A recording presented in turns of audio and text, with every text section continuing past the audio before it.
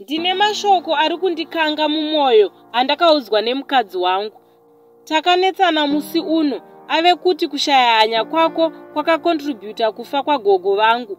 Nyaya yakaitika kumusha kwake kwakafiwa. Takaenda zvakanaka. Pakuenda kumakuva paive nevamwe ambuya vemukadzi, amai vababa vaive vari obese, vakafutisa makumbo ari matanda, vasingasumuke, vaiita zvokukambaira. Pakuenda kumakuva ambuya vakanzi tivaise mubhara nekuti hakuna kwaigona kupinda nemota nemhaka yematombo. Takavakwidza nemukwashanin'ina wangu vaive nekofini vari mberi, isu nebhara kumashure. Takazosvika pakaita chigomba pamateru. Ndakabva ndaluza control. Bhara kwakuira mugomba rina mbuya vaye mukati. Pakuvabuditsa pakatonetsa nekuti vairema. Handina kuziva kuti vanhu havana kufara nazvo kuita kunge takaita maone.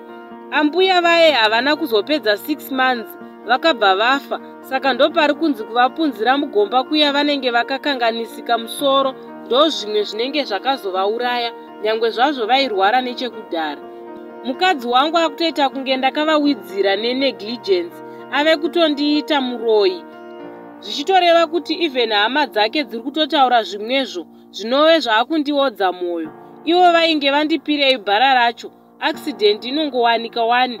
Kuve mukwasha kwakangooma vedu weye. Ndakagumbuka zvekuti ndiri kufunga kusumawo hama dzangu tionesane nekuti I'm very angry.